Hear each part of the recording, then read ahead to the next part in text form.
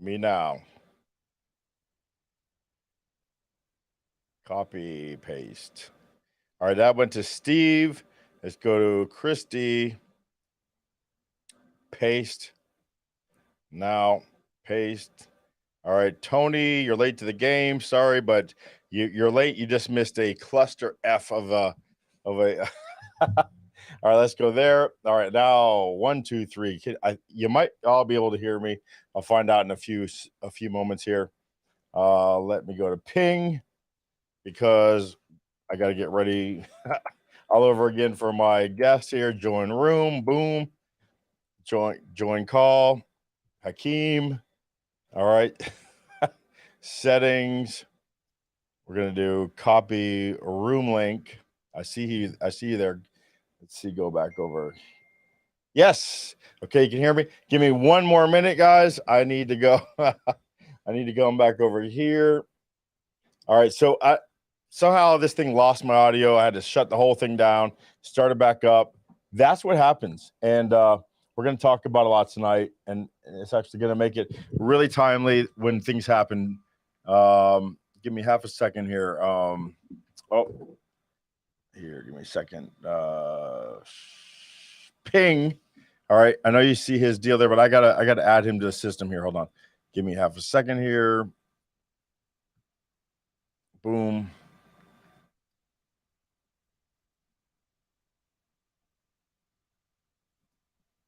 Okay, we're going to browser, properties.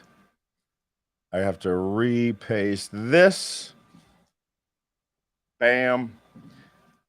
Talk about handling adversity. All right.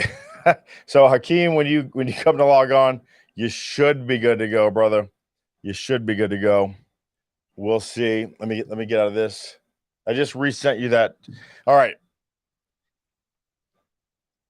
Wednesday night, episode 3.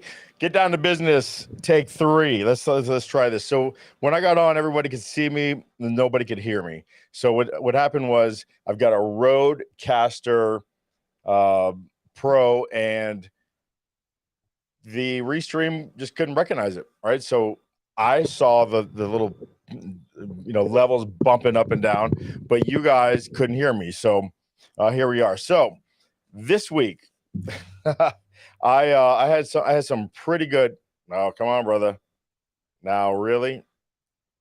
Nothing? Question mark. Because Christy says she can hear me. So, Christy, can you hear me? All right, Christy can hear me. Steven says he still can't hear me. We'll see. Tony, maybe Tony's on there. My mom is on there.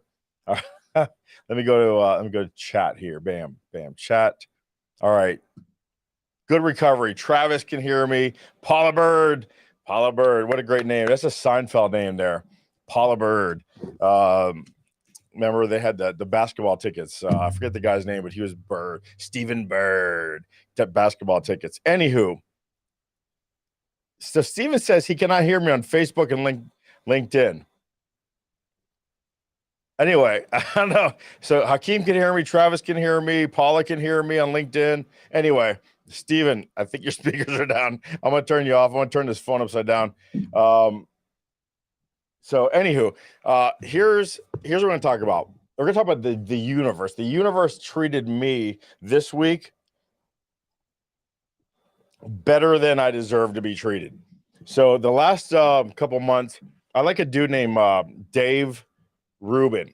Okay, he was on Fox News, and he had a book called "Don't Burn This Book," and I like his ideas. I like his thoughts. He came from California, where they were, California is an S show, but he moved to Texas for a while, I believe. Then he moved to Florida. Well, if he did move to Texas, he moved right from California to Florida, and he really embodies a lot of the things that I talked about here, in where the Florida has a blueprint that other states should follow, in that we just opened everything up, right? So the schools should be open, the businesses should be open, the park should be open.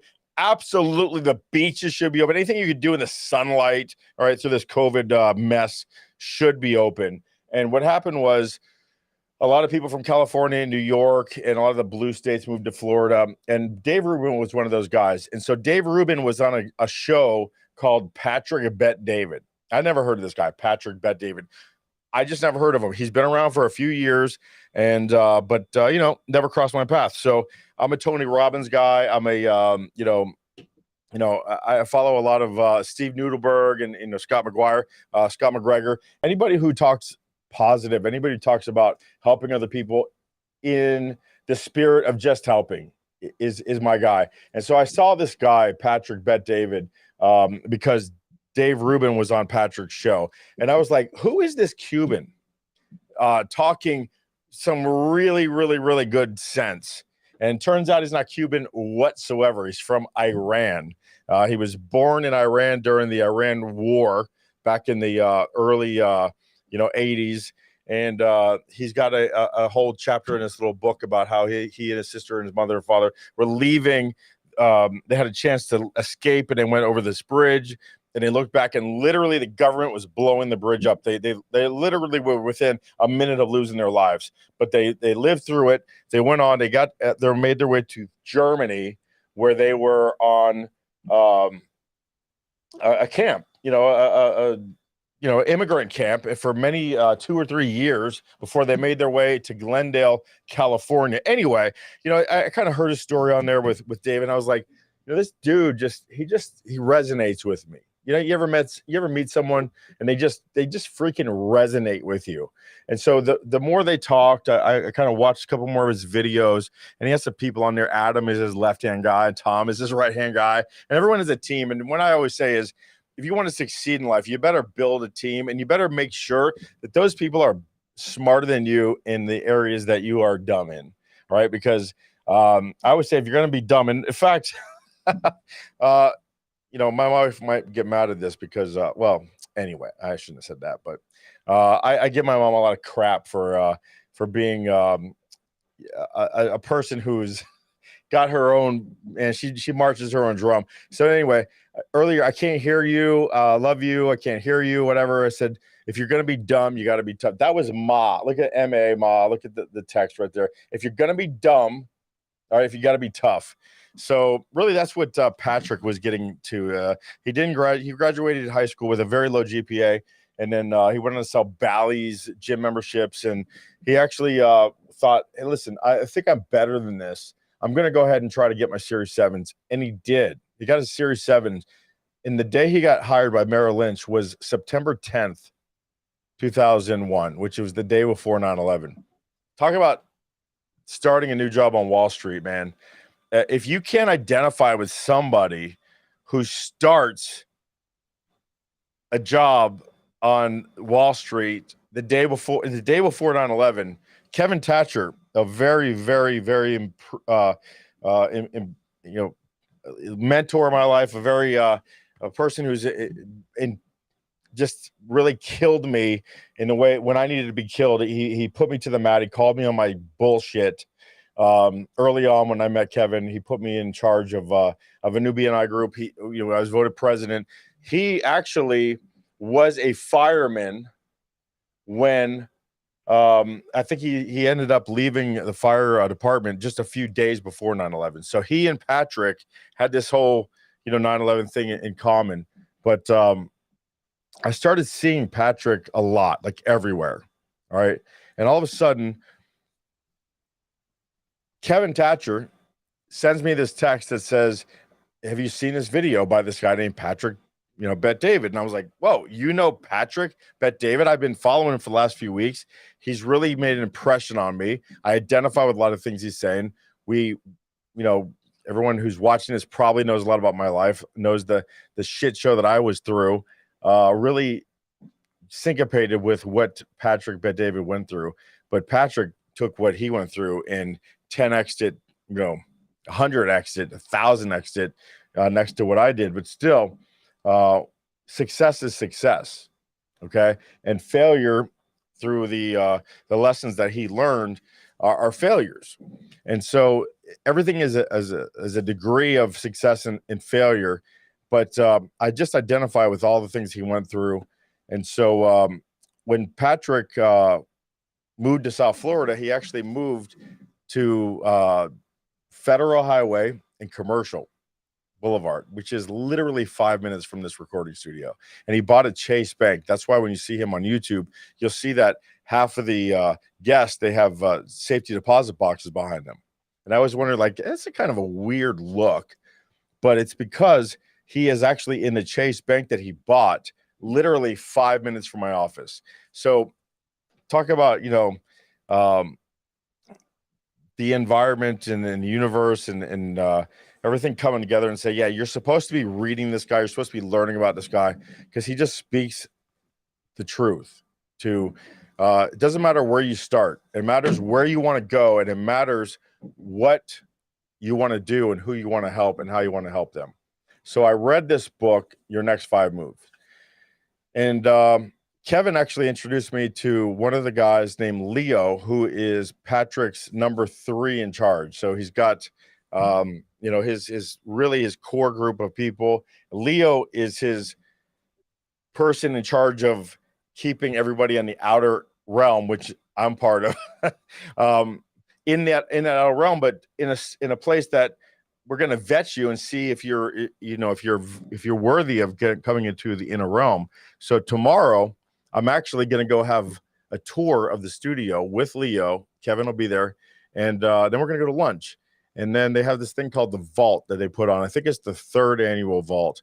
And it's all about helping business owners improve.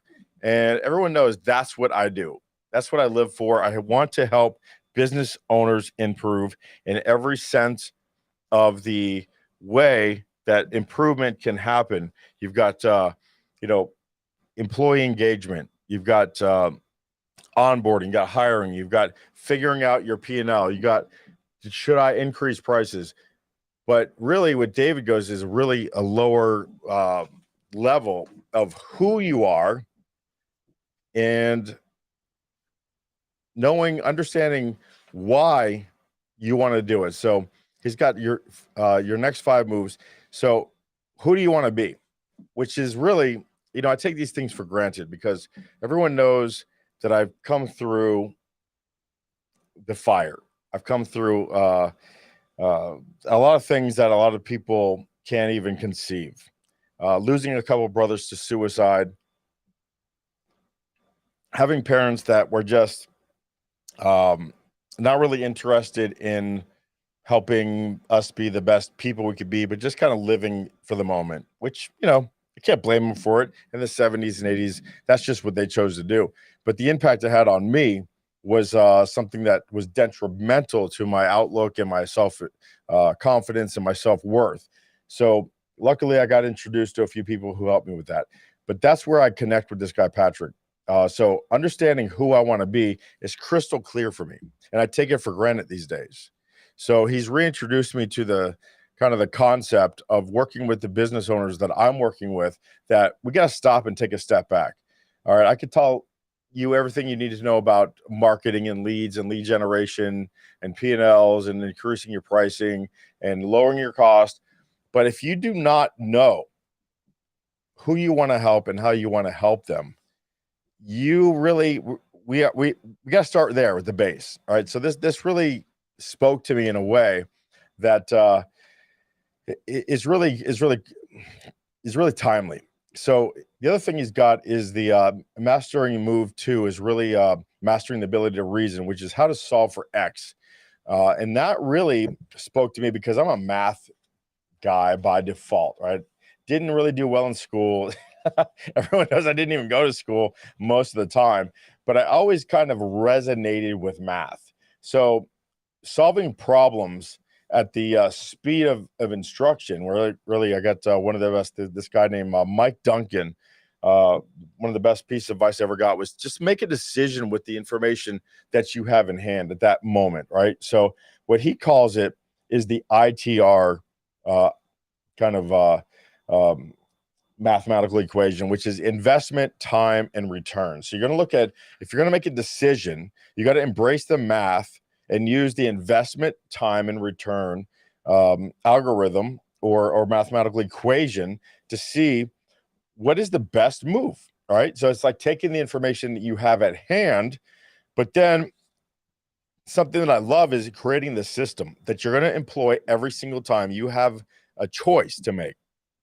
So I'm not going to get into the specifics here. So again, I want you guys to go out and go to Amazon and buy this, right? It's called Your Next 5 Moves. So I'm just going to kind of pass through the specifics that he has. But what you want to do is ask a lot of questions. You want to be open-minded.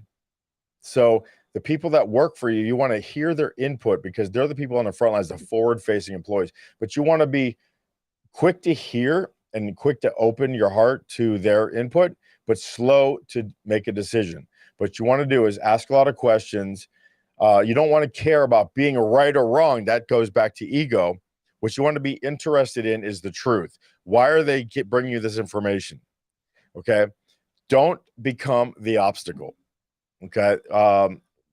That one was a big one. And like to be challenged, right? That's why basically I do what I do is I like challenges. I look at my life right now as trying to solve other people's puzzles that they can't solve. But I've seen this puzzle 100 times. They lost the cover, and I've got the cover memorized. It's seared in my brain. And so I can tell you where you are around the edges and where the middle pieces are, and I can see the little wood slats, and I go, okay, that's the windmill that I know that's going to come in the middle. I've been there to know these things. But so I want to bring out this piece, and again, I'm sorry that I don't have this, like ready to pop up on the screen. You guys all know I'm like the Mr. Lightning Strike and firework and all this stuff. I don't have that for this, but here, okay, this right here. You see these two here? This is the sign for the Chinese sign. I don't want to hear COVID jokes. I don't want to hear the Trump jokes. It's the Chinese sign for crisis and opportunity. And they're very, very close. So each one has two, images, all right? One of them here is identical to this one here. So this is crisis, this is opportunity. Crisis has the same symbol as opportunity, but then they have here's a little different sign, then here is the little sign that separates them. But they at the crux of those two words, opportunity and crisis, have the same basis. So every time there is a crisis, there is also an opportunity to improve. Whether that means you're going to go through something that you needed to go through and you're going to learn from it, or it's something that you've gone through maybe 4 or 5 times before you go, hold on, this is a pattern now, right? I see consecutive mistakes that I'm making. This is on me, which brings us to another chapter about responsibility and how to solve for X starts with, it's my fault. No matter what the answer is, the outcome at the end of the day is it starts with me. I didn't communicate the right way. I did not have the system. I didn't have the process. And so, it's a book that I'm going to really get into really deep over the next few days. And I'm going to be there tomorrow with Leo. I'm going to tour the vault. And then September 1st, 2nd, and 3rd, he's got a live event. If you guys are willing to cough up a few dollars and be in the presence of like-minded people who want to make their business better. Again, this is an ad. I already paid my money. All right, Christy and I are going. We're going to be there for at the Diplomat in Hollywood. We're already committed. We're going to go, and I'm going to try to blackmail this guy and try to say, hey, get me on stage for a few minutes, right? Hey, come on, Pat. All right, I got a live stream. I got 13 people listening to me. Throw me on stage. I'll talk to your group, all right? If not, I'm just going to go up when the lights are off and have Christy turn the flash on and takes a picture of me, and then I'll just pretend like I talked to everyone. All right, it's 8:40. We had some really big difficulties earlier tonight, and I appreciate y'all sticking with me through that. I don't know. I had to restart my whole computer because for some reason it wasn't getting the audio version of my Rode, and so very frustrating. But we got it. We got it working. Bam. We're there. We're live. And we are ready to rock and roll. So we're going to bring on a guest here. I know it's a little early. It's 8:41, but to tell you the truth, I'm just not, not looking forward to following a regimen tonight. All right, I'm gonna just try to let's go with Charles. You know what they say, right? It all catches up with you, right? So, Hakeem, if you are hearing me, go ahead and call in. Get on the pingometer. I see you here. I'm on the pingometer here. I'm gonna try to if you're on here, blah blah blah. If you're on here, let's get on here and let's get you on here because I really want to introduce you to my audience. You have a very specific set of skills that really I'm impressed with. This guy Hakeem Lakhdar of Lakhdar Coaching down here in South Florida is a team member of mine on BNI, Business Networking, and the guy is just he's got a very specific set of skills that I admire. And what happens is when you got workers who are rock stars, right? We've all seen those guys who are the best at what they do in a corporation. And what happens is they are tapped to lead everybody else, right? So you're the best salesperson in your division. Why don't we go ahead and make it incumbent upon you to take over as the leader? And we're going to just expect you to show everybody else exactly what you do and how you do it. But we're not going to set you up for success whatsoever. We're not going to give you any information on how to lead people. We're not going to give you any training on how to speak to different people just because you know how to close, just because you know how to get out there and make your 120 calls, because you need to do that in order to talk to 83 people. And you know that you got a close ratio of 10%. So you're going to close 8.3 out of every people that you talk to out of 120.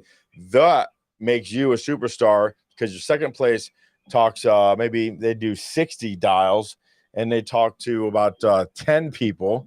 And those 10 people they talk to, they close too. So you are, the Messiah. You walk on water, you don't get feet wet. So why don't we put you in charge, but let's not give you any sort of leadership training whatsoever.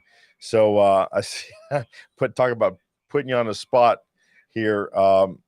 Hakeem, let's see here. Let's see settings.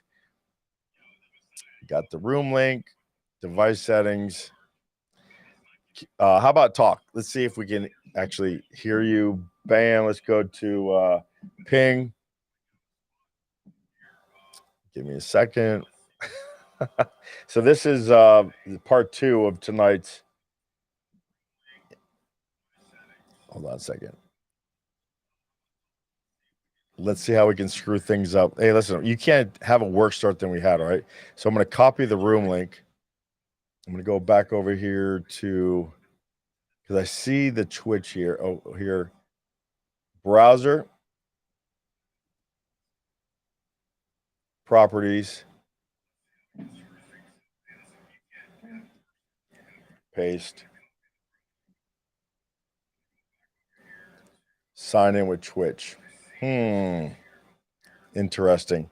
I see you over here on ping, my brother, but I do not have you on my.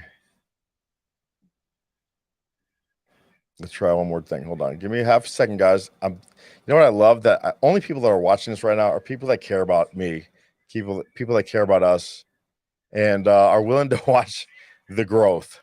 So hold on. Copy room link. Embedded. Create embedded. Let's do that. Enable audio.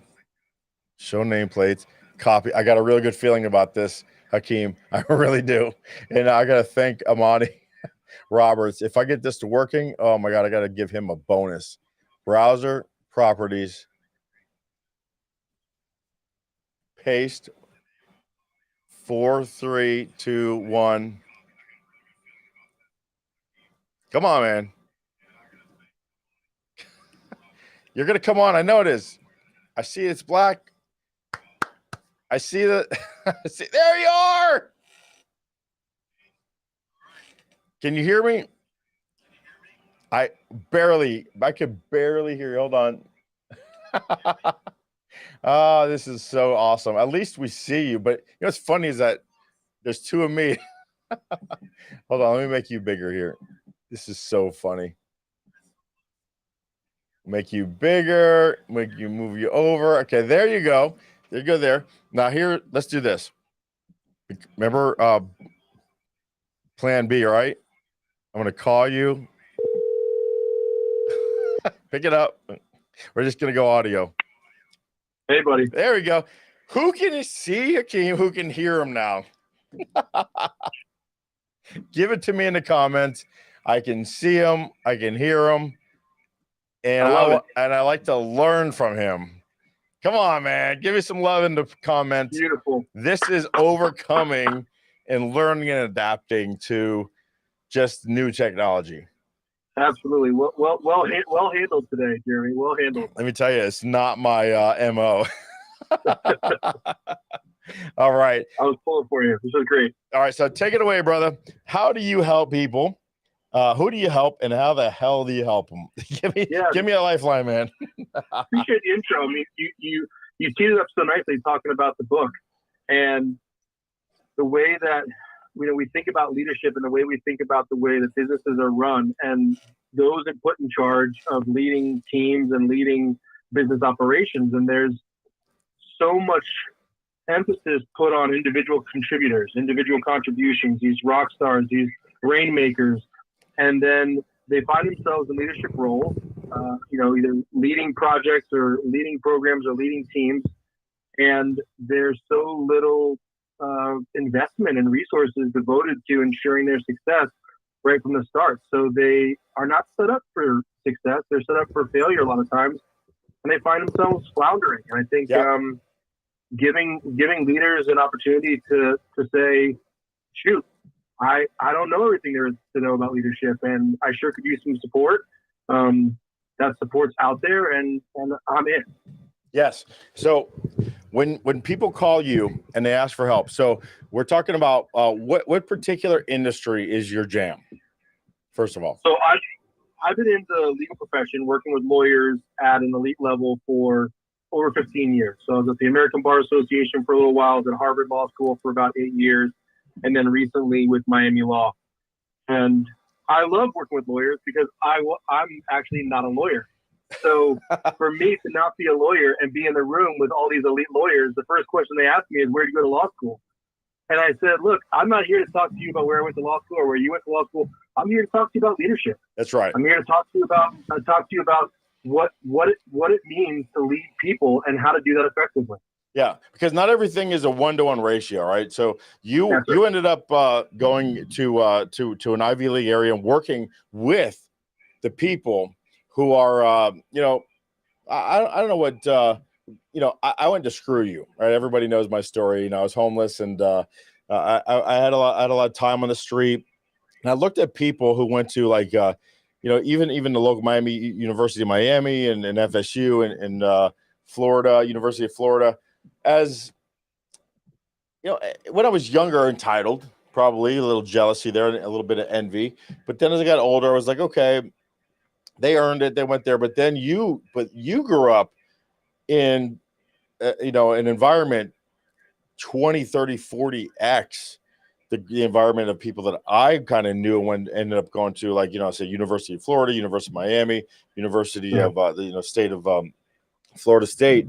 You ended up working at these Ivy League colleges, right? You went to Harvard as an employee, and teaching and working with students who busted their God-given asses to just achieve more than people like me could even fathom, right? How did you deal with that air of entitlement?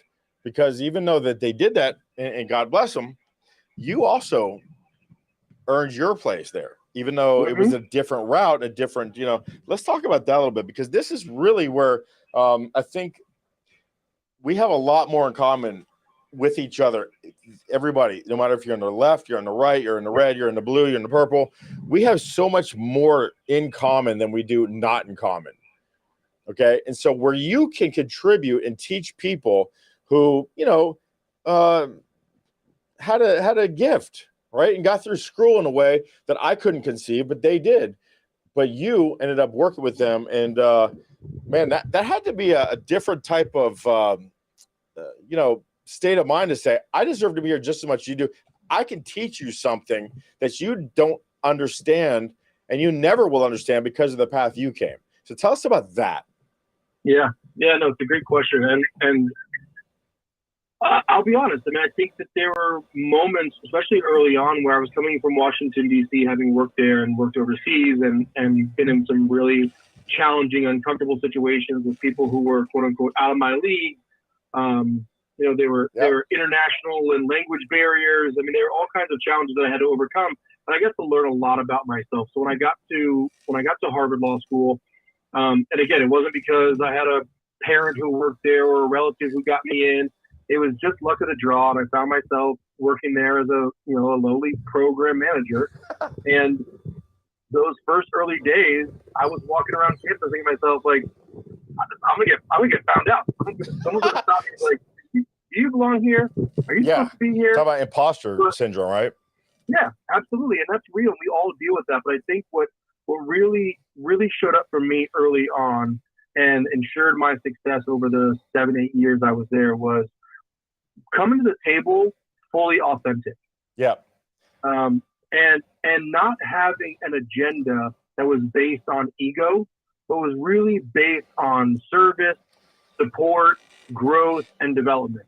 And that was it. And I was known to be that guy. And when I sat in meetings, people knew that I was going to speak up and that they'd be hearing from me. Yeah. But they knew that it was coming from a place of sincere service. Service. Right. That's exactly right. You want to help them get to the place where they can help others in the best capacity they can possibly help them.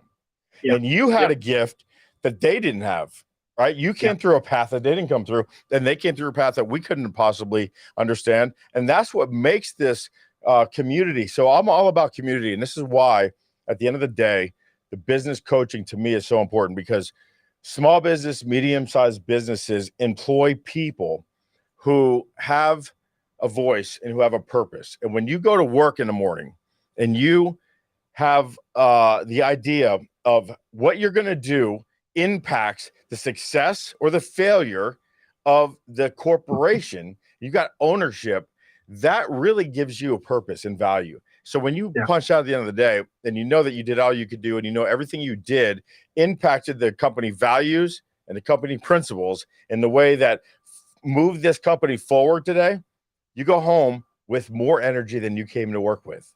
And then you can go through and help the community, and you go home and you can have time to spend with your family. And my wife always calls me the tired Jeremy. She gets tired Jeremy, right? Because first of all, I don't sleep, right? I was on a call earlier today, and they said, I sleep from midnight to maybe 1:30 or 2 in the morning, get up, go downstairs. Maybe I sleep from 4 to 5 o'clock or 5:30. She says, well, what is your state of mind? Sleep is for the lazy, sleep is for, after you're dead. And I said, no, sleep is for the sane. I'm not normal, and I know that. But when I'm just always looking forward to getting my ass out of the house, getting here, and helping somebody else do better. And so what Christy says is, she gets tired, Jeremy, and she doesn't deserve that. And I get it. So I'm trying to change some things about my lifestyle to try to get home and get a little more energy to give to the family.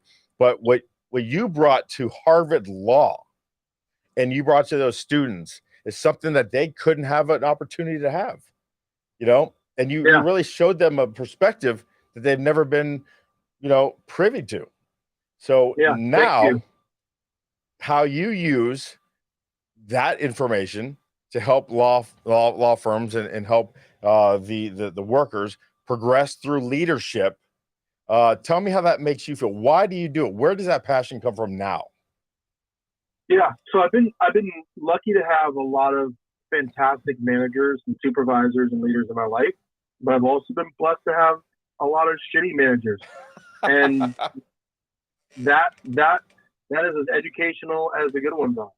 And I think I've watched the impact that leaders can have on their organizations, on their bottom line, on their people, And when a leader takes that role and that responsibility seriously, the sky is the limit. I mean, they can do really amazing things. When they neglect what it means to be a leader and to impact people's lives so directly on a daily basis, they can be very damaging. And I mean, damaging in terms of, organizational structure and culture, the environment for growth and innovation, but also on an individual level. I mean, these people, like you were saying, tired Jeremy. We don't want tired Jeremy. Christy doesn't deserve tired Jeremy. But that's self-imposed. That's one thing. When what you end up being in the day or at the end of the day is imposed by a manager who doesn't realize that they're doing that to their staff, that is a really challenging place to be, and it affects all aspects of your life. Yeah. So how do you deal with when you get to the the group and you go, okay, we're going to identify really what the cause of this dysfunction is, and you see it's George, right? George was set up for failure. All right, so it's not George's fault, but George is the guy you have to you've been tasked to change. What is the first couple of steps to how you approach to talking to George, how you make it feel, how you give him accountability, how you give him a voice, how you make some decisions to say, I want to hear George, how or what you think of the processes and systems that are instilled here that you would make better if this was George Co. Right? Yeah. So tell me how you kind of deal with that in the first place. And do you lay down the gauntlet, or because I'm again, I'm going back. I'm gonna lean on this all night. There's a book. It's called Radical Transparency, and it's called Principles. Ray Dalio, Principles. I just ordered it. Haven't read it, but this guy talks about Ray Dalio principles many times in this book. But what he talks about is radical transparency. So when you go, George, you got to understand your leadership screwed you, but you're a man or you're a woman, is Georgetta. You're a person who still has the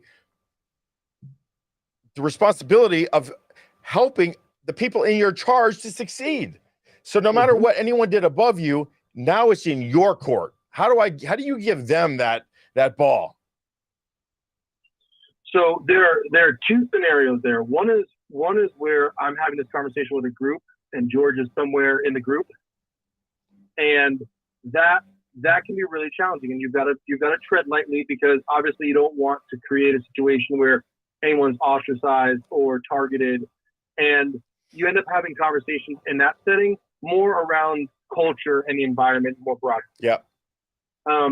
Now, if I'm talking to George or Georgina one-on-one, I'm talking to them and I'm asking questions. Yeah. I'm actually not giving them my assessment or my evaluation, because I don't know them. I don't see them at work on a daily basis.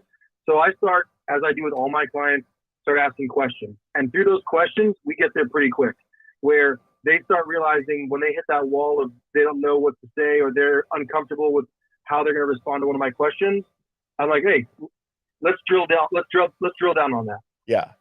And then we do. And from that, we realize that there's something missing, and what's missing is probably the support and the training. Yeah. Yeah. So Charles Perez, guy I grew up with, taught me the philosophy of everything that you do in life will catch up with you. When we're talking about smoking cigarettes, he says don't agree. So Charles, I want you to extrapolate. I want you to extend what you mean by that. And Travis Kane, another fellow BNI member of us, says I agree. Sometimes shitty leaders teach you more. Right? You said you had the philosophy of I was lucky to have bad leaders, right? Because they teach you what you don't want to be to your people. So when you talk about George or Georgetta being put into place where the leaders go, okay, tag, you're it, and then they just check out. Okay. So what I've done in my past when I talked about companies is I've said, I've got, this system that we want to put in place, and the leader, the top leader, the guy in charge of everything, giving me carte blanche. Jeremy, we've seen what you've done with another company that's kind of like ours. We want to put that here. And I go, okay, great. Have everybody in a meeting room at 10 a.m. on a Wednesday. And then I get there and I know who the C-suite guys are, and I know who the managers are, and I know who the worker bees are. And then at 10:04, I see the worker bees, and I see the managers, and I see the directors, and I see maybe the VP of ops, and I don't see anybody else from ownership. What am I thinking? I'm thinking none of it's going to work because there's nobody at the top that's going to go through and live what we're going to teach and be the example. If the leadership at the top level of these companies don't buy in, nobody beneath them are going to stick with this, right? Right. So how do you deal with that echelons? How do you deal, first of all, with the upper echelons of this is a systemic problem that starts with leadership? Well, typically when I'm working with organizations, those leaders are my clients. I view them as my immediate direct link to the organization. So it's not that I send out a message and I hope my cross my fingers that everyone attends. It's that they're my clients. So if they're committed to this and that's determined early on, then this is going to be a home run because they've already bought in and they're going to be there. They're going to be ushering people in the door when we have that meeting. They'll be standing there greeting people. But if not, then I already know that this is not going to be set up for success. Yeah, so you can ferret that out ahead of time. And so Charles said, so I guess Charles, again, in the radical transparency, Charles called bullshit on something that Travis said, right? And these are two of my brothers, right? Charles and Travis. He just didn't agree with what Travis said, but we all agree that everyone respects what everyone says. And Charles just didn't agree with Travis saying that bad leaders. But I tell you, Charles, I've learned a lot with Hakeem saying, a lot what Travis said, more from my bad leaders. A guy named Charles Brand, not Charles Perez, but Charles Brand. Back when I was an installer in Boca for West Boca Cable back in the early 90s, I was a horrible installer, right? It took me years to work up to that level. And let me tell you what happened. It's supposed to take, I don't know, let's call it 40 minutes to do an install. And it was taking me an hour and a half to do an install. So and I was getting paid by the point, so I was making half the money I was supposed to make, because 40 minutes was taking me, 90 minutes to do. And so, 2, 3, 4, 5, 6, 7 weeks into it, here comes Charles Brand, and I hate calling somebody up by name, but really he was a shit manager, pulling up to a house where I was on the side of the house, drilling in a ground block, and I said, Charles, I don't understand why a 40-minute call is taking me 90 minutes for, all this time. And you know what he said? Here's what he did. I'm going to stand up because this is what he did. He said, he put his hands in his pocket. He took out his stupid little toothpick and he said, partner, maybe this just ain't for you. And he turned around and he walked back to his little stupid supervisor truck and he drove away. And I sat there with my own drill and my own, tool pouch and my own expenses, my own truck and my own, because we were getting paid by points. We were almost quasi contractors. And I said, you know what? Bullshit. This is for me. I am good enough to do this. And if it's supposed to take 40 minutes, God damn it, I'm going to do it in 20 minutes. And I don't know what happened, but in the next 4 or 5 days, I started doing these installs in 20 minutes. And it was Charles Brand, who was the worst manager I ever had in life. And Charles, thank you if you're listening to this, because you just clicked the switch in me. And you made me do that. And I started doing 40-minute calls in 20 minutes. I started taking 2 and 3 routes a day.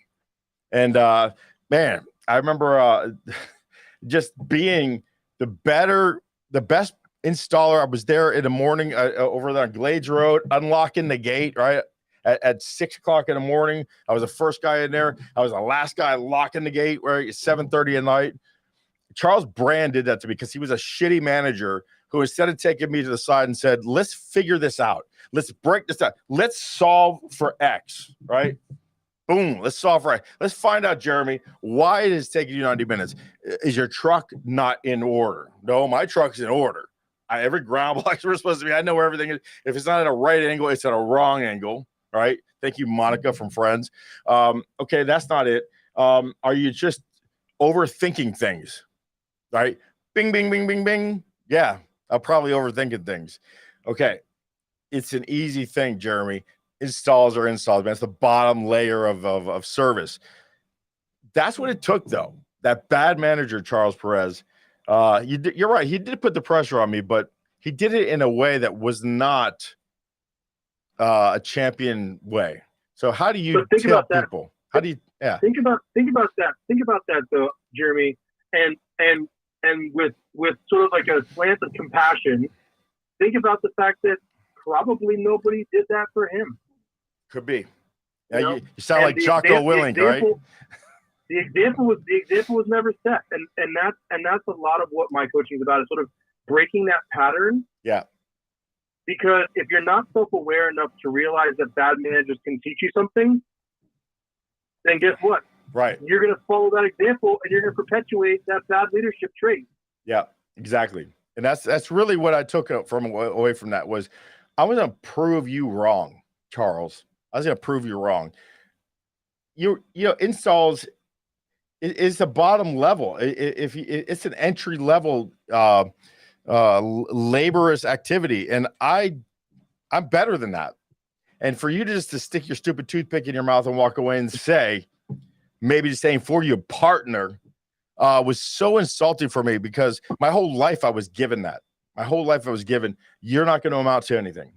And at that point in my life, when he said that, I had already turned my reactive mind to a proactive mind. And I knew I deserved everything that I had in life. And I deserved everything I had in the good way and everything I had in the bad way. And for me to humble myself and say, Charles, I don't get it, was a big step for me. Yeah, you know? Vulnerable. And that's where I felt betrayed. And I was like, yeah, that's where I was always been a bully anyway. I've always taken the bullies in life and kind of stood up to for the weaker people against the bullies. I looked at Charles as a bully at that moment. And I wanted to just prove him wrong. And you know what? I really did over time. I kicked ass. Jim McClellan was our system manager, and he was a godsend in my life, you know, because, you know, I got around Charles and I said, I'm going to look past. I can't do this to impress anyone. Can't do it to beat the clock. Can't do it for the customer. You got to do it for you. Yeah. So these people. Back to your why. That's right. That's my why. And what happens is when you understand your why and you drill down, you get drive. Your why turns to drive, because your why is motivation. And so you get to the level when it turns to drive. Once you have drive, I don't give a damn what gets in your way. You're not going to see it the same. You're going to go through it. Yeah.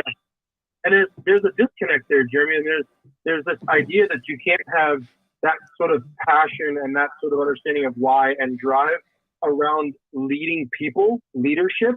Yeah. But when you find it, leadership becomes fun. Leadership becomes inspiring. It becomes energizing. It becomes magical. I mean, you can create such amazing things for your team, for your organization, for your bottom line, if you let yourself get there. But if you think about leadership in a way that has you sort of dragging your feet into work every day and not valuing the role that you get to play, who's going to want to wake up and do that? That's right. Nobody. Yeah, it's somebody, and I don't know, I guess we're not friends, but somebody somewhere is watching this and it's resonating. They said, this is Facebook user, completely agree with Hakeem, break the pattern. Most leaders do things because it's just the way it's been done for years. They don't know that why it's done that way. They're robots and they can't critically think.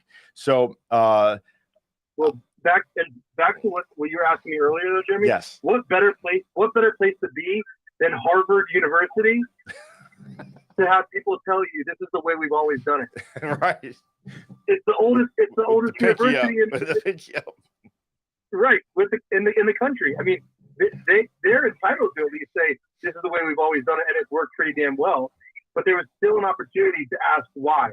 Yeah, and that's right. And every meeting was in, people would sort of like, you know, casually roll their eyes a little bit when I sit down at the table, because they knew that I was going to be the guy who was going to compassionately and intellectually ask the question why.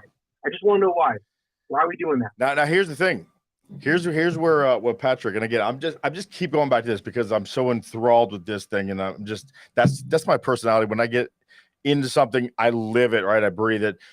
With radical transparency, it gives you the right to ask that question, not only downward and not only parallel, but upwards. And when you have that power in the authority to respectfully, but call somebody above you on an unethical, on a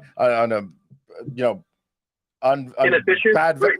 yeah, call them on it. And I'm not going around you. I'm calling you on it right here. We're going to have a discussion respectfully. That doesn't match the value or the principles of what we all agreed is what this company is about.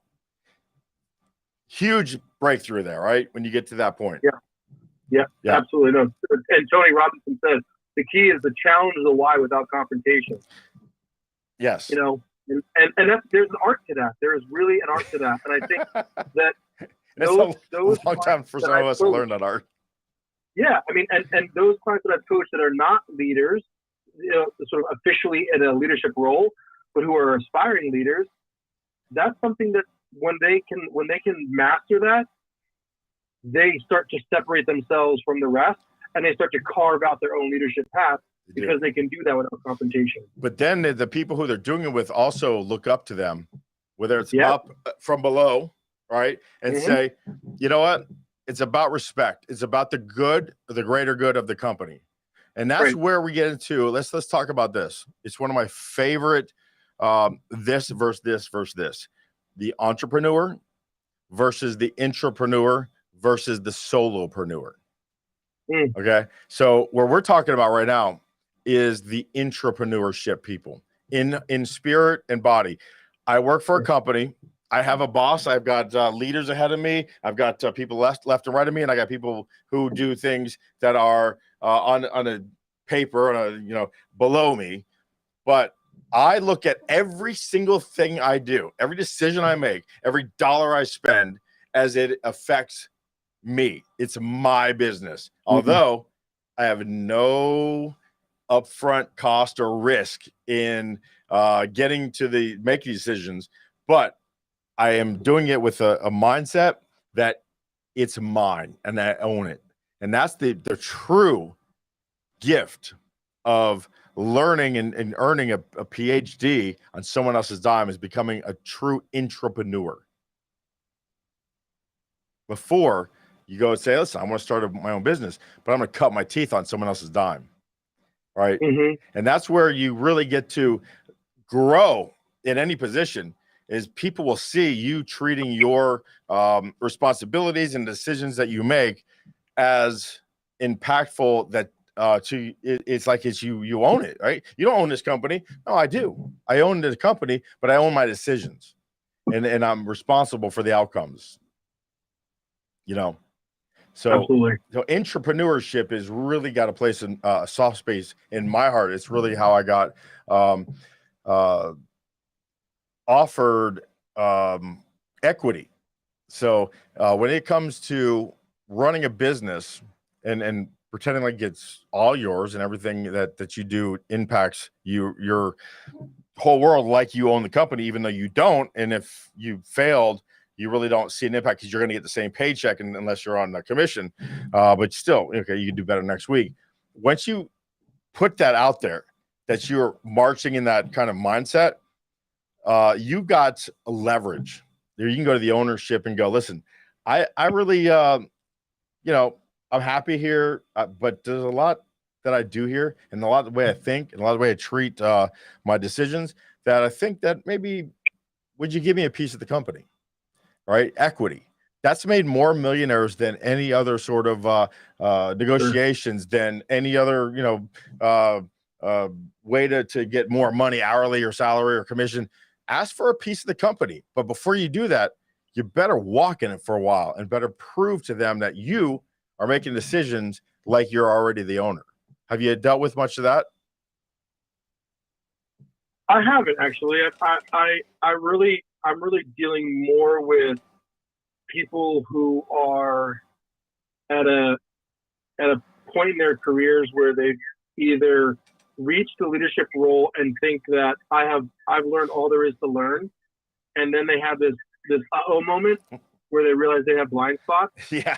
And they say, wow, there are things I didn't even know I didn't know Yeah. that are going to help me get to the next level of leadership and professionalism. Or it's those people who, again, I mentioned earlier, sort of the aspiring leaders who are right there on the cusp and want to make sure that they're setting themselves up for success in the new role. Yeah, but you want to get leverage in a company. You start thinking like an entrepreneur and start laying that path for equity. Because a company, if a company now, so this brings us to the little next point, and you're on much longer than I told you we were going to be on. So I'm sorry, because when you're off, I'm done, man. We're hanging up. This call's over because I'm at my end of my rope with this live stream tonight. But one thing that I want to talk about is when you say I want some equity. Okay, you've already established that. We think like owners, and I'm going to watch out for the best of the company's ability because it impacts me. But it gives you, the owners now have to say, okay, am I going to give a piece of this company away, which will let's put some parameters around it. Okay, you want ownership? Fine. Here's where you are today with your close ratio, your department's close ratio. Whatever you do as an owner in your own mind, right? A legend in your own mind. And entrepreneurship is about that. From here for the next 12 months, whatever you get over and above what we have accepted as acceptable as an entrepreneur, if you take it from 20% to 32%, that 12%, we're going to give you 3% ownership equity. Do you think a person would do more with that opportunity for the next 12 months to try to increase the company morale and the company policies? Yes, every single day they would. And what does it cost the company if they do it? It's going to cost them 3%, but they're going to get a 12% increase over 20%. What does it cost the employee if he doesn't do it? Nothing, because he's already getting his money. So this is a win-win. And what stops most leaders from going that route is ego. I'm not giving it. That's what causes the fall of these companies is ego. We could have a whole show, Jeremy, about ego. Yeah, we really could. And that, at some point I'm going to write a book very soon, and it's going to be about egoless leadership. Because when you start having to parse through your own ego and its impact on your leadership style and approach to leading people or businesses or organizations, you get so caught up in the muck and mire of what that ego means to you, how people perceive you. I think I call it the 3 me's. So how I see myself, how I think other people see me, and how other people actually see me. Boom. That's right. Boom. That's I'm going to go, bam. I'm going to take you off there. Bam. Lightning strike, fireworks. Okay. That is, you're right on point, my friend. You're right on point. There's three, the three sides of that mirror, and all three of them are valid, right? You have to take in consideration all three of those. But at the end of the day, you got to work through those to get through to helping. Again, leaders with egos are dangerous. And Travis, I agree 80%. But you do need a bit of ego to know that you deserve. And again, I come from a negative self-confidence, a negative self-value when I was younger. I had such a low, zero self-esteem that it took me to believe in myself, and that is ego.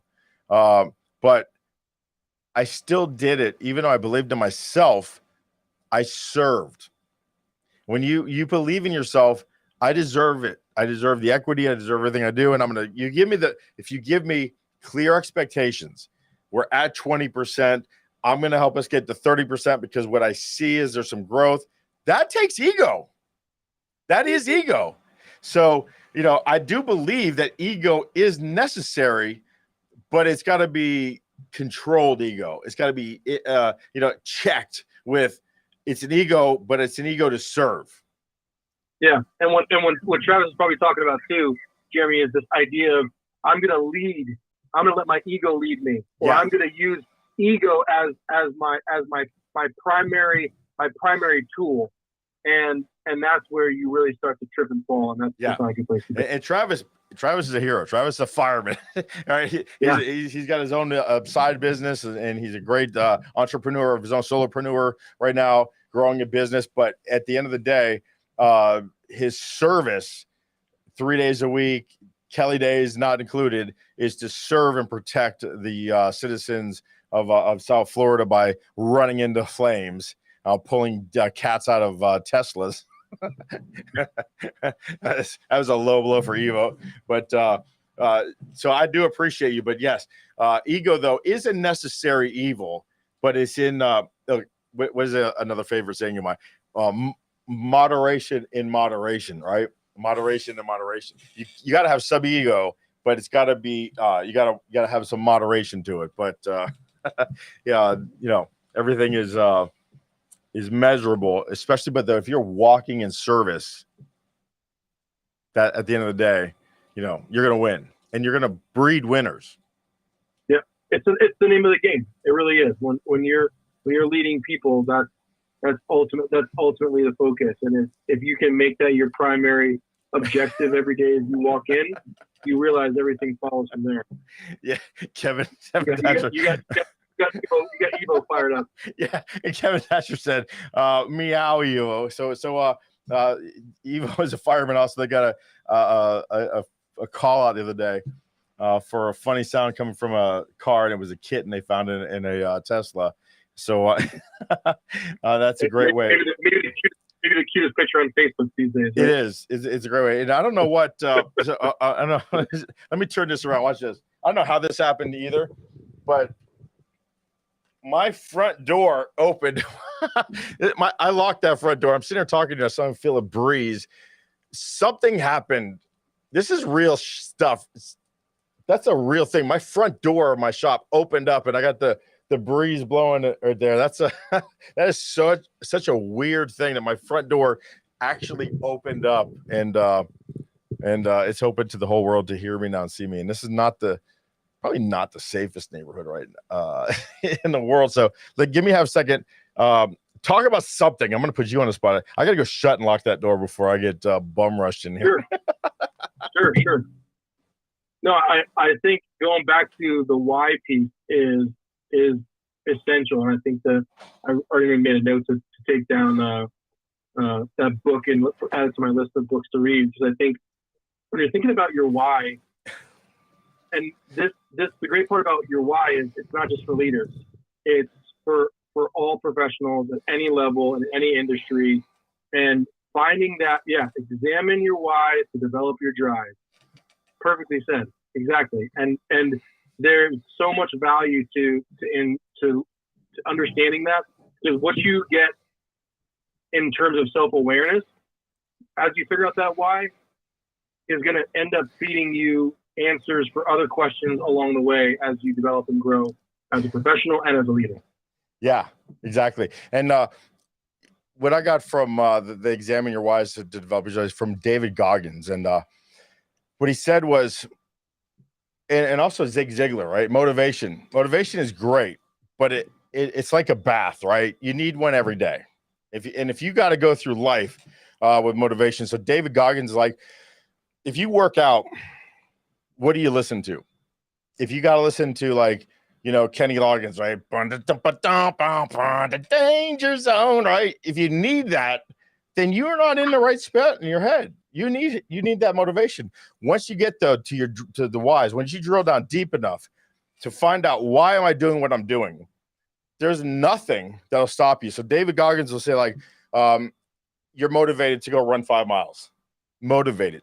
Right, you got up in the morning, got up early, you got your shoes on, you got your camo, water, full back, water thing, and you got the straw up there, and you got your little, shorts on, and you open the door, and it's 42 degrees, and it's raining, and it's slush, and you go, well, listen, yeah, it's 42 degrees, it's raining. I mean, I had a great intention, I was motivated, but come on, man. But once you know why you're doing it, all right, so you're 40 pounds overweight, you're about to get type 2 diabetes, you've got a family that you want to live, be around to support and love on. And you got to get your ass out and get running. So now you open the door, it's 42 degrees and it's raining and it's turning, the ice is turning to sludge. Doesn't matter. The 5 miles that you sent, the path in your head that you've already run, the drive means you've already done it. And it's just a matter of going through the steps. And you open that door and bam, next thing you know, you're coming back through the door. You got 5 miles behind you. And yeah, you got mud and sludge all over you. And, but you feel good. You feel so much better than the guy who said, well, listen, I'm on the couch and I'm watching Fox and Friends now at 6 o'clock and you're just coming through the door. But you're crazy. No, I'm not crazy. I'm driven. And now I'm going to get rid of that type 2 diabetes. And you are probably going to an early grave because that motivation that you need, it's not healthy. Yeah. And nobody said leadership's easy. Yeah. Nobody said leading a business and leading people is easy and that you're not going to get muddy, because you are. Yeah. But I think you made a great point when you talked about drive and the idea of when you feel that drive and you're driven in such a way, you've already done the run. It's the leaders who come into an organization, come into a job day after day, reacting every day where they're burnt out. It's a slog. They're languishing in the role because they're not proactive. They don't have an insight or vision for who they want to be as a leader or what they're going to do for their organization or team. They're reacting on a daily basis, and to operate in that way can be just draining. Yeah, that reaction. So if you're always putting fires out, Evo, and Travis, your job is to put fires out. But really, what you do though in the community is you go out and teach people how to avoid the fires. Right? You do have that role, right? And then that is the more rewarding of the two, is when you go out there and you start seeing the light bulbs going on over the kids' heads when you're at the schools talking about fire prevention, right? That is more valuable. What they say, a pound of prevention is worth an ounce of cure, right? Right. So something like that, or an ounce of. So Tony said Christy's coming to get me. I don't know why he says that, but he's probably right. But really, it comes back to the why. Leadership is not easy, but when I am acting in that service mentality, and I'm gonna be faced with challenges, but when I have a system to solve for X, Patrick, I'm really going deep on this because I really want those foundation tickets. I want to be pumped up and I want to get asked to speak on stage on September 1st, 2nd, and 3rd. Kevin, he's probably going to laugh at me. He's like, that dude ain't putting you on stage. I don't care how much you talk about him tonight. But I see myself on that stage September 1st, 2nd, or 3rd at the Diplomat in Hollywood. Because really, it is solving for X. And what these guys do, like in the fire department, yes, they run toward the fire to put it out. But how much do they do on prevention that nobody even knows about? That really takes up the majority of their time. Same thing with leadership in the management position. How much training, how many times you take every single employee to that conference room and you hold them accountable and you show them their numbers and you love on them the right way. Nobody sees that except for the results. Let the results show the end result of what you're doing in life. That service attitude. It'll always show through in the result. It'll show through both ways too. If you suck at it, those results will expose you too. So listen, brother, I got you on early. I had you on late. It's 9:30. I'm gonna shut this thing down, man. We had a really bad start. It's pouring outside. I know.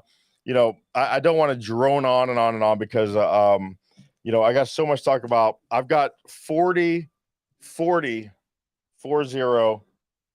items here that I want to talk about. We could have talked about tonight. I'm going to make 40 videos over the next 4 or 5 weeks.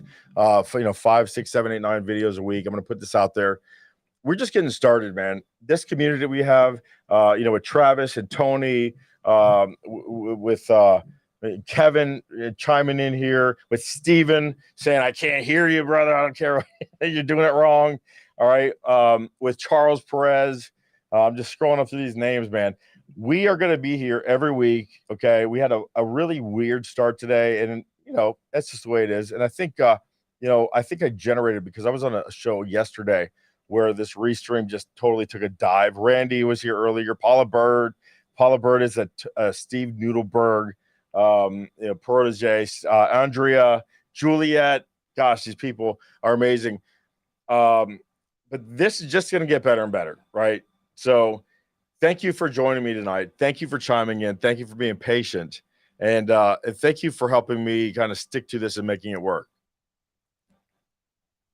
You're talking to me, Jeremy. It was my pleasure. I was thrilled to be here, and watching you squirm there for a little bit, I was like, all right, he's gonna come out of this all right. He's gonna come out of this all right. I'll wait for that phone call, and I was happy to hop on here, and I hope we get to do it again, man. Yeah, we will. I'm going to be talking to Amani, and so we're going to get this right. Listen, maybe I go to another platform. Maybe we just figure it out, because I'm not. I don't know everything about everything, but it shouldn't be this hard, right? So we're going to get it right. Travis, thanks for chiming in.